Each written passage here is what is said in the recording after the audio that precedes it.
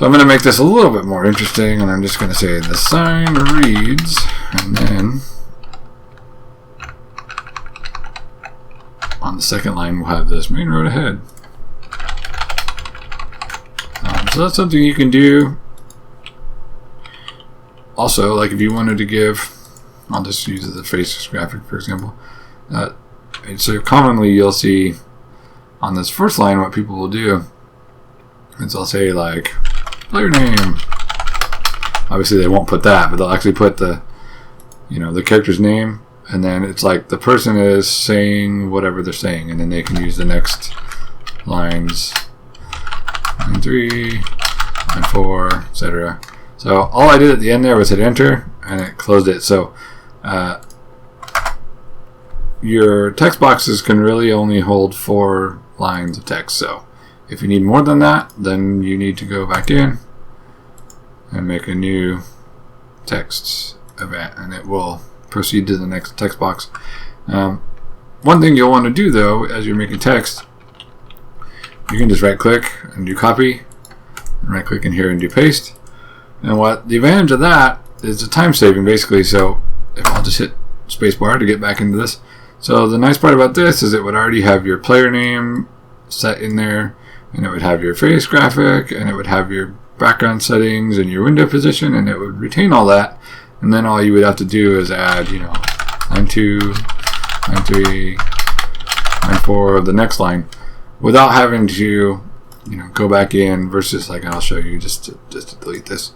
Versus if you go back in with a new, event command and you do show text again, then it's all back to the default. So you'd have to type out player name again, get your face graphic, whatever. So it's a time saver if you're talking to the same character and you're not going to have, any of that change.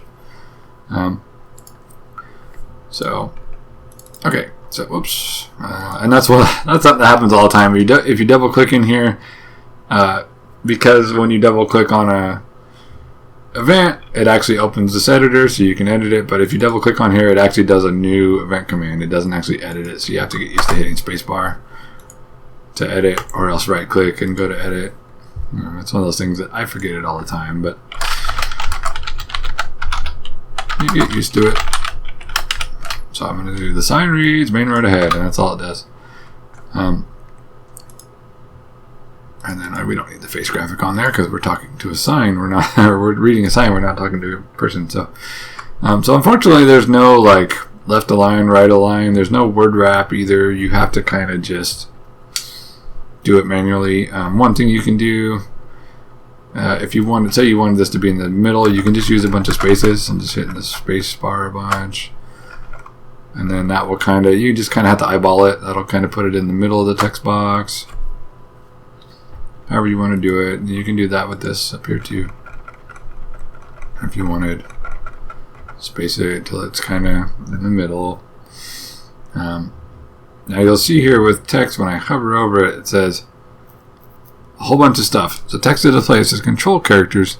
So if you do a / and then a bunch of these different things that it shows, you can do the letter V and N in brackets, and it says replace the value of a variable, replaced by the name of the actor, replaced by the name of the party member. You can do a / and the capital G, and it says replaced by the currency unit. Draw the subsequent text in the different color. There's a whole bunch of macros that we can add to the text to kind of spruce things up a little bit. Increase the text size by 1 step, decrease the text size. If you want to show the actual character, you can do that. It says replace with the / character, but that's not the / character. I don't think that's the / character, but that's okay. Maybe it does draw the /. And then it says, let's see. What else? The gold window. Oh, and then waits. So waits are kind of helpful too. You can wait for a quarter of a second, wait for 1 second, and wait for the player to press a button. So that could kind of like liven up your text a little bit. Or another nice thing it does, if a player is like trying to skip really fast and they just start skipping over all your text, you can kind of like put in those weights, and it kind of forces them to pause a little bit before they see the next line, or whatever you want to do. And we'll play with some of these. So display the remaining text on the same line all at once. Cancel the effect that displays text all at once. Do not wait for input after displaying text. So those displaying text on the same line all at once, that can be sort of useful, but I think those are less useful than that bottom option there that says do not wait for the input. So if you want text to show up and just keep showing up until the player, even if the player is not pressing buttons, then it'll automatically do that if you use the do not wait for input. So I'll just do this. Let me just play around with these a little bit. So you've got window, and I think you can show these in the preview actually. So window and bottom. So preview. So this blue color is the default window skin color that it shows in here. So and you can actually change that, but I see the sign read. I don't know if that's over far enough, so we might want to put it over a little bit further. A couple more spaces. Let's see how that looks. Yeah, that's a little closer to the middle, I think. So that looks pretty good. So let me see if it shows it in here. Damn. Okay, it doesn't show it in here. So let me just do window. Now what I'm going to do is Control-C to copy this, and then Control-V to paste it, and paste it one more time.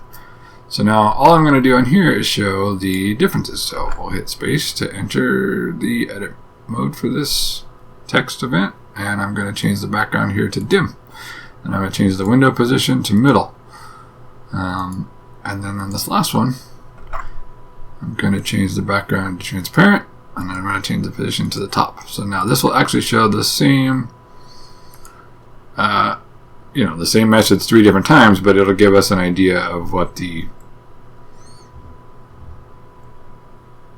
differences are between the types of text boxes and things. So I'll hit OK.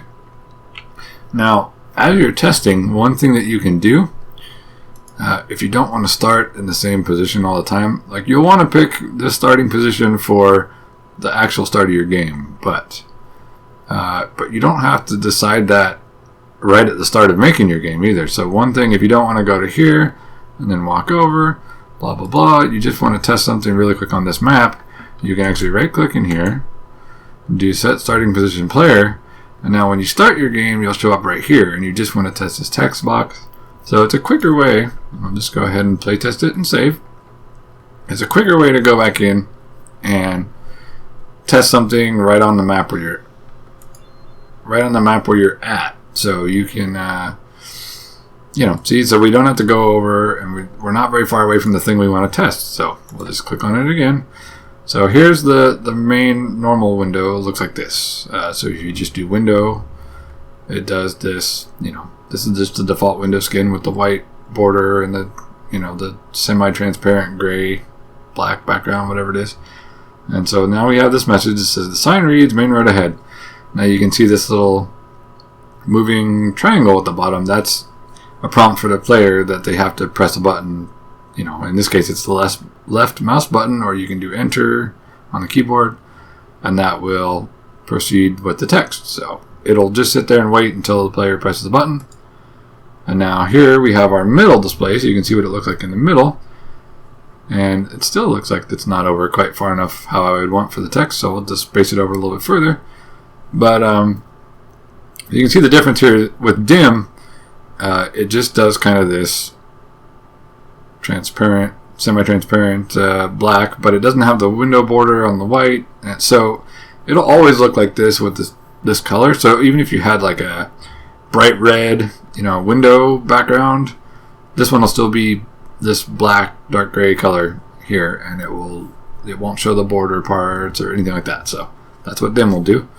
I kind of like that look for something like this, where it's not a conversation, but it's just like you're reading something, that sort of thing.